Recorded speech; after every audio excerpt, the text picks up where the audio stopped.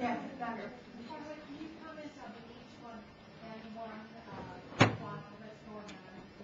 Sure, I will come out of the healthcare reform box and go into the H1N1 swine flu. This is an interesting thing because most of you don't know about it because indeed, just started soon, and others have not actually reported on this. And it's really important because back when the towers fell, there are chairs, for all those who went to houses, there are new chairs coming in to help all of you sitting. When the towers fell, the Center for Disease Control was ready with a proposal that they had gave a man named Lawrence Aston $300,000 a year for 3 years to write. It was called the Emergency Health Powers Act. And that was a most onerous piece of a proposal, and it went out as a piece of legislation that every state should pass.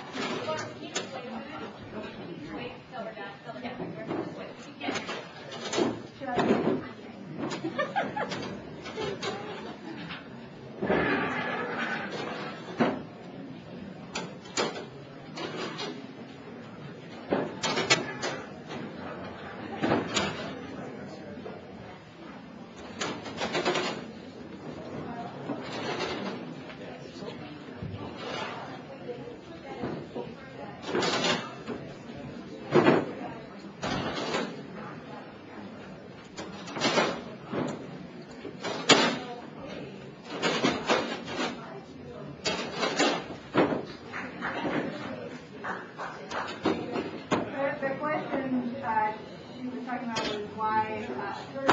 the idea that Congress doesn't actually have to join the public advocacy. And the interesting thing about that, when I went looking for that in the bill, and I realized it's actually, as far as I can tell in the bill, it's part of the fact that no member of Congress or anybody in the Federal Employees Health Benefits Program is described in the definition of individual.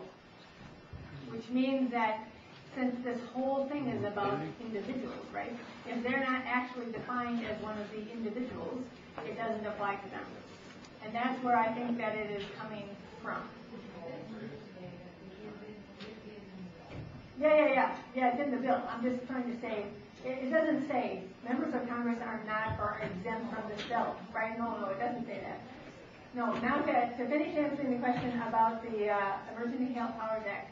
As a result of this, and just so you know how bad this was, the health department could assume full, you can put your hand down for a second because it's going to take a little bit. The health department could assume full control, full powers over the entire state of Minnesota, or any state that this bill was passed. They could declare martial law, they could go over the National Guard, etc.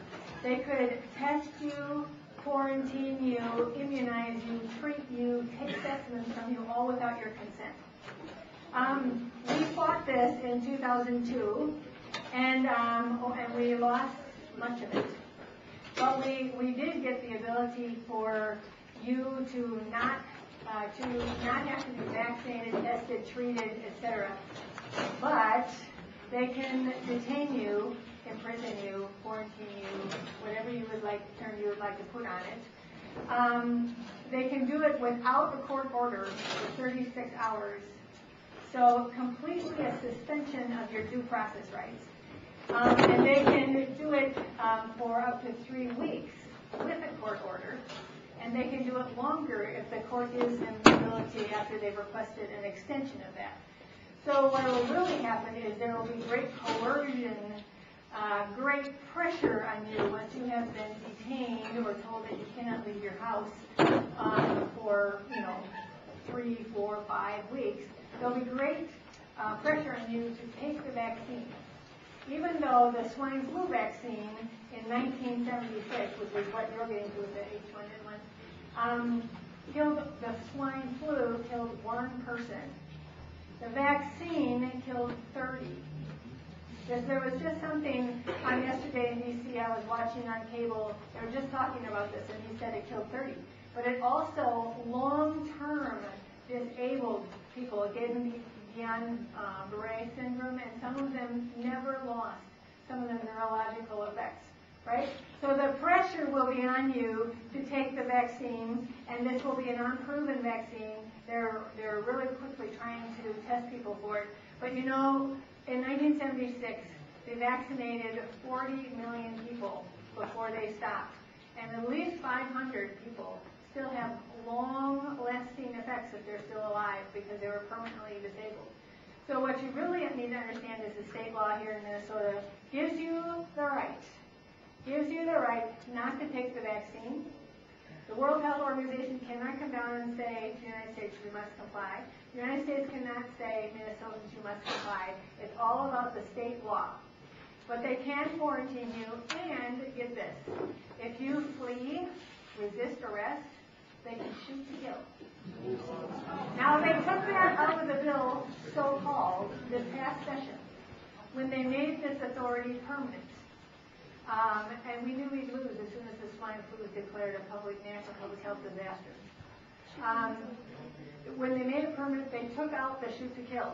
But the senators made Senator Betzel read into the record that he didn't mean with this amendment to actually take out the shoot to kill, but that the shoot to kill was included in other provisions of state law, and so he wasn't actually removing it. So keep all that in mind as swine flu and N1H1 come to being, and the pressure comes to bear in September, October, whenever this happens. Okay. Yes. Yeah, I just have a question, a comment. Really. The question I have probably on a lot of people's mind is, we need to be energized to fight this, and we need to, stand up and be counted.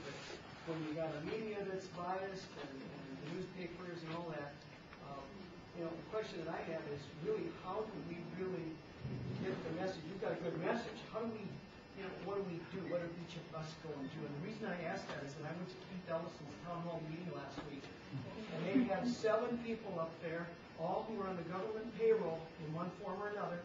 They're all on the dole, and there is a tremendous amount of money. The deck is hugely stacked. We've all got to just wake up, because those people down there in North Minneapolis, it's not just healthcare. They were talking about lack of grocery stores, too much, they call it disparities. Right. This is a whole bunch of stuff. Well, my answer to that is you need to keep doing what you're doing, because really, who's winning, right? I mean, we got to the August recess without a bill, right? The members of Congress.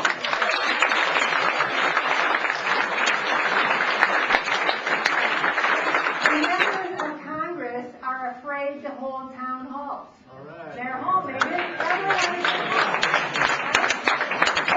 So the Tea Party group is doing a great job.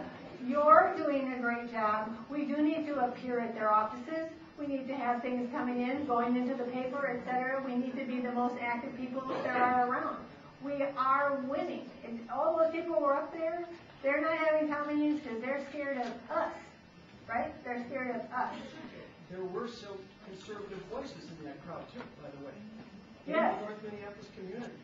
So, right. But we really need to energize ourselves. I just couldn't say that. Who's hand down here?